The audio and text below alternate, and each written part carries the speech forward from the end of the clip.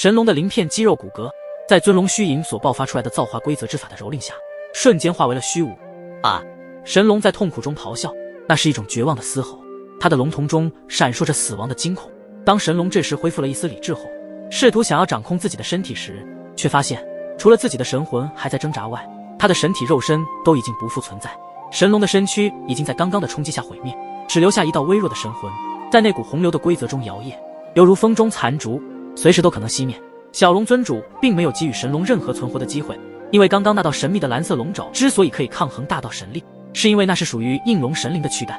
如果所料不错，神龙将应龙神灵的躯干炼化，与自己本就是神兽的本体融合，这样就可以获得这位应龙神灵本身的力量。即便自己的修为只是半道神，但是一旦施展出这股力量，就可以爆发出绝对的力量。这也就是为什么刚刚萧炎不敌神龙这道蓝色龙爪的原因。就在这时，刚刚那道神秘的蓝色龙爪再次从虚空伸出，散发着应龙神灵独有的霸气威严。小龙尊主以它为武器，彻底封绝了神龙的生机。既然你融合了应龙神灵的躯干，那么现在本龙尊主就用这道龙爪彻底的击杀你。小龙尊主的手臂向前一推，巨大的蓝色龙爪在空气中划过，留下一道道令人心悸的能量波动，同时也是宣告着神龙死亡的来临。蓝色的龙爪立马出现在神龙神魂的上空，然后对着那一脸狰狞模样的神龙，蓝色龙爪这时似乎脱离了神龙的控制，再次有了自主的意识，带着一丝的怨恨和杀意，直接破空而下，不带任何的犹豫。见状，神龙的眼中透露着狰狞与不甘，他的神魂在虚空中盘旋，准备发起最后的反击。然而面对那道蓝色龙爪距离自己越来越近时，似乎感到了一丝难以抗拒的恐惧。蓝色龙爪的速度极快，当蓝色龙爪与神龙的神魂接触的刹那，一股恐怖的能量波动瞬间爆发，直接将神龙的神魂以及周围的一切都被吞噬。伴随着蓝色龙爪划破长空的怒啸，空间随之裂开一道道黑色的细纹，如同脆弱的镜面般破碎。啊！神龙怒吼着挣扎，但那蓝色的龙爪宛如死亡的镰刀，它穿透了神龙神魂的所有防御。啊！不！神龙的咆哮声戛然而止，彻底的被蓝色龙爪所爆发出来的能量风暴所吞灭。神龙的神魂在最后的恐惧与绝望中化为虚无，而那片空间在这一刻失去了最后的支撑，也开始崩塌。数道空间裂缝展现在众人的眼眸中。轰！随着最后的一声巨响，神龙的残肢神魂已经在能量的风暴中消散，只留下一片混乱和空旷的虚无。那道拥有了自主意识的蓝色龙爪也渐渐淡出了视线，刚刚的那一击就仿佛是他最后的咆哮。从此可以看出，当初与神龙本体的融合，他是百般的不愿意。应龙神族的神灵就算只留下部分躯干，也会残存一丝自主意识。每一位应龙神灵都拥有着超越万兽之上的霸道至尊气势，况且应龙神灵本就比世间万兽的身份都要高一等，神龙的身份就连给应龙神灵擦脚都不配。所以也就是为什么刚刚蓝色龙爪恢复了自主的意识后，会如此对神龙豹有如此强烈的憎恨和杀意。而神龙怎么也没有想到，自己最后却死在了与自己本体融合的蓝色龙爪自己的底牌之下。在解决了神龙后，小龙尊主负手而立，身上的气势无比磅礴，他的目光如同利剑，转头直刺远处的灭神副府主身影，声音冷冽如冰霜划过。敌古圣魔尊，当年的天古浩劫，你好像也给大纣带来不少的灾难，你今日想要怎么一个死法？在这位应龙神族的小龙尊主面前，即便是强如灭神副府主，也不过是对方随手一挥的事情罢了。灭神副府主知晓自己与小龙尊主之间的实力差距，即便自己的底牌全开，也不可能是他的对手。在对方如此拥有压迫的情况下，灭神副府主此时却异常的镇定，他的嘴角勾起一丝冷笑，眼神中闪烁着一道诡异的光芒。小龙尊主，我知道你的实力很强大，与你交手不出一回合，我必然会败下阵来。但是你不会以为杀了神龙这蠢货觉得是一件好事吧？什么意思？小龙尊主眉头微微一皱，沉声道：哈哈哈，神龙那蠢货的死只是我们计划中的一步而已，他的死能够让魔神大人更快的苏醒，不然你们以为灭神府花费如此大的资源，让他以五重天卫神的修为突破到半道神是为什么？什么？神龙从与灭神府合作开始，其实就是一颗注定要牺牲的棋子。萧炎从灭神副府主的嘴里得知这个答案后，显然还是有些吃惊。本以为神龙与灭神府合作会就此崛起，没想到只是人家的一个炮灰的牺牲品罢了。好在现在的神龙神魂都已经消灭，不然以神龙的性格，听到这样的一句话，恐怕当场会直接暴怒。小龙尊主看向灭神副府主身后深处的那道黑暗漩涡，扩大的速度加快了不少。难道这就是神龙牺牲后给沉睡的魔神得到了加快苏醒的方法？原来如此，如果我猜的没错的话，魔神的苏醒就需要一些强大的神器献祭吧？没错，既然被你发现了也无妨。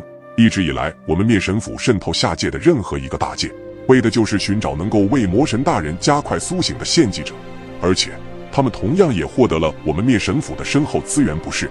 让序列神、让天位神一次次突破自己的极限，加快提升修为与力量，他们还是非常乐意与我们灭神府合作的。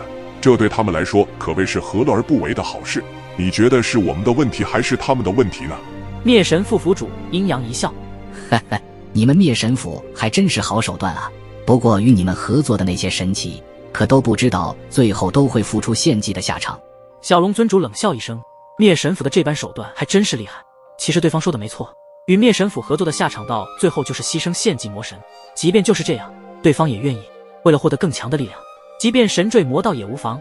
这就是为什么能够让如此多下界强者都愿意与灭神府合作的原因。这个世界强者为尊，只有自身有足够的力量，就能够站在世界之巅。为了力量付出一些代价，对于他们来说只是眼睛一睁一闭的事情而已。仿佛灭神副府主对于下界强者的心理了解得非常透彻，毕竟他在大咒也已经有着千万载之久，自然会对一些下界生灵的心理所想有所感悟。危害大咒生灵的魔物，还能说出这种话，真是不得了了。今日我便为万物生灵将你击杀。小龙尊主的话语刚落，风云突变，天际间仿佛被无形之力撕裂，电闪雷鸣交织成一曲震天动地的交响乐。他的身姿挺拔，一袭长衫在狂风中猎猎作响，他的双眼如同深渊，透出令人胆寒的霸主之光。随着小龙尊主深吸一口气，一股浩荡的龙之霸主气息自他体内磅礴而出，撼动着天地。虚空中弥漫着紧张的气息，灭神副府主的脸色骤然凝重。他知道眼前这位小龙尊主的实力并非自己所能够抗衡的存在，不过为了争取魔神大人抵达这里，只能全力以赴拖延住一些时间了。灭神副府主双手掐诀，一股浓郁磅礴的暗黑魔气从他体内涌出，如同一道黑色的瀑布，在他周围形成一股摄人心魄的魔气漩涡。尊龙千变。小龙尊主低喝一声，声音如同雷霆滚滚，传遍云霄。顷刻间，他的身后虚空幻化出一尊巨大的龙影，腾空而起，盘旋在虚空之中，龙吟震天，威严赫赫。这尊巨大的龙影栩栩如生，仿佛真的是一只应龙降临人间，展示着小龙尊主那玄奥霸道的造化力量。灭神副府主眼中闪过一丝惊惧，但很快被坚决所取代。他知道这一刻没有退路，只有迎战拖延住魔神大人的到来，才有一些希望。灭神副府主的身影在魔气漩涡中忽隐忽现，犹如夜幕下的魔灵，神秘莫测，准备好对抗对方的恐怖力量。小龙尊主身后，原本耀眼的龙影如同被无形的力量抹去，悄无声息地融入了虚空之中。见此，灭神副府主的瞳孔紧缩，感受到四面八方传来的空间波动，一种前所未有的恐惧感如潮水般涌上心头。他知道这是小龙尊主所掌握的造化力量正在显现。他挣扎着想要逃脱此处，却发现自己四周的空间早已经被一股无形的力量凝固，任凭他的圣魔之力如何汹涌澎湃，却是无法撼动其分毫。在造化力量面前，你所有的反抗都是徒劳，接受绝对力量的现实吧。小龙尊主的声音如同魔咒一般，在灭神副府主的耳边回荡，每一个字都重重地击打在他的心上，让他的抵抗意志开始动摇。这位仅次于灭神府府主的强大存在，在小龙尊主面前终于感到了一种死亡的危机。他运转全部的圣魔之力，不断地扫视着四周突发的能量爆发。就在这时，灭神副府主只觉得周遭空间一阵扭曲，那只巨大龙影突然在灭神副府主周围的空间中凝聚成型，再次显现出来。吼吼！在这一道咆哮声中，空间剧烈的颤抖，龙影如同一只无形的巨兽，张开了他那能够吞噬一切的巨口。圣魔之手！